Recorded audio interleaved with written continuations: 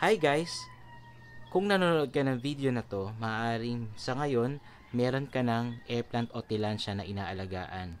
So kalimitan, sa mga previous discussions ko, ang aking ibinabahagi sa inyo ay tungkol sa pagpili ng iyong air plant. So ngayon, bibigyan ko lang kayo ng simple tips kung paano maiwasan ang pagkakaroon ng mga common pest and diseases ng inyong air plant. So, itong nakikita nyo ngayon, ito ay tinatawag na curly slim. Hindi ito masyadong kulot kasi kagabi binabad ko siya sa tubig. Kapag gusto mong maging kulot ang iyong halaman, kailangan less watering para ma-dehydrate. Kaya lang, ang naging problema ko dito dahil napunta siya sa dry culture, may mga klase ng insekto o sakit ng halaman na nabubuhay sa iba't ibang kondisyon. So ngayon, kapag yung air plant na katulad nito ay less yung watering, maging conducive yung environment na yon para sa isang sakit o peste ng air plant na dati-rati ay hindi ko masyado binibigyan ng pansin. Kasi thinking na ang air plant nakasabit, so parang malayo yung chance na mapupuntahan siya ng insekto na ipapakita ko sa inyo ngayon.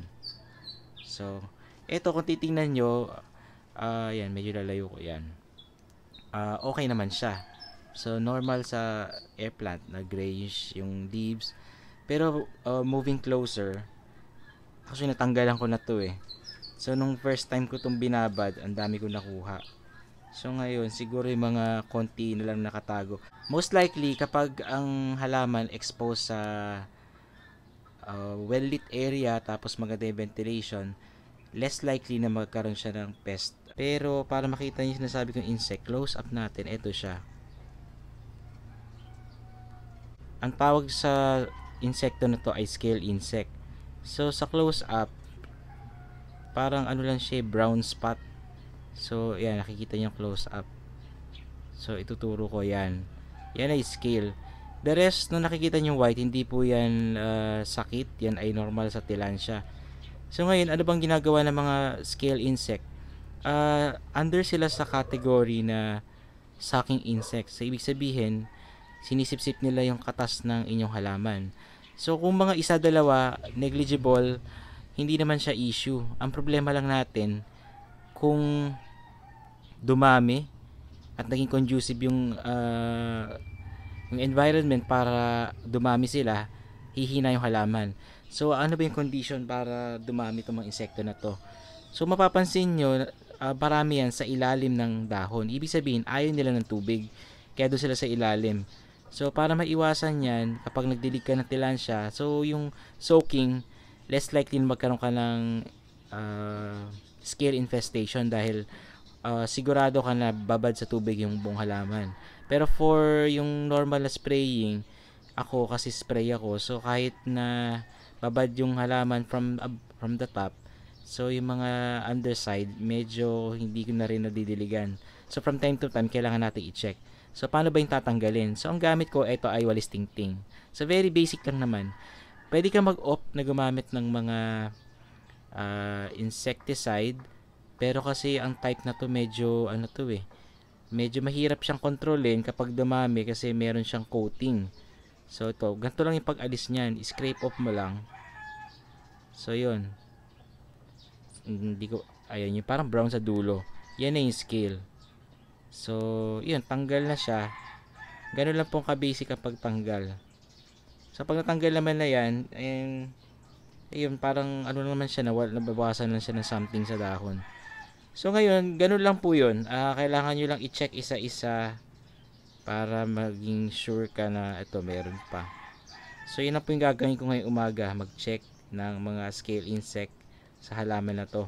So ang tanong natin, bakit ba siya nagkaroon ng ganyan? Kung scale insect, iniisip ko dati, imposible naman na gumapang yan dahil wala namang pa-eye scale insect. So para ma-solve yung issue, ang sagot sa tanong na yan ay ito, nilinis ko, basa kasi siya nung nilinis ko, so natanggal ko yung trichomes, pero okay lang naman, hindi naman yan malaking issue. So mas maganda linisin nyo siya dry kasi kapag basa, hindi nyo mapapansin kung natatanggal nyo na rin yung ano, yung trichomes.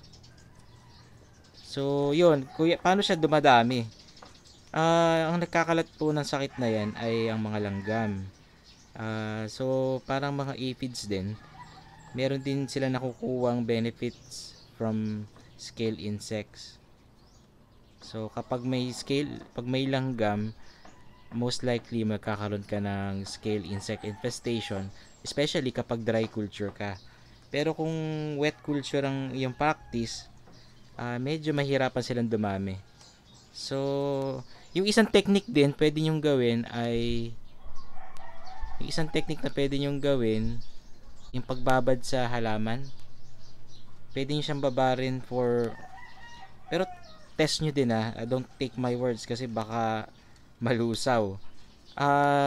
Pwede mo siya ibabad for like a whole day kasi nga ayaw ng mga scale ng tubig.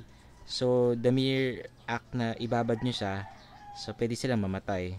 So ilang naman mga extreme cases na tipong yung trichomes niya yung mga scale insect parang trichomes na. So yun yung i-share ko ngayong umaga about the scale insect. So the next time makakita ka ng mga parang brownish spots around your plant, especially sa mga underside, kailangan nyo silang tanggalin dahil maaari yan dumami at pag madami na sila, kakalat pa yan sa ibang halaman. So ayun, isa pa. Sorry, pagpasensyahan nyo na gardening kasi ako ng umaga kaya ang aking kamay ay medyo messy. So ito yan. Ganun lang, konting scrape off, tanggal. Yun. So hopefully, yun, isa-isa muna yung discussion natin. So kung meron kayong mga ibang katanungan or any suggestions, feel free to ask. Just post your message sa video na to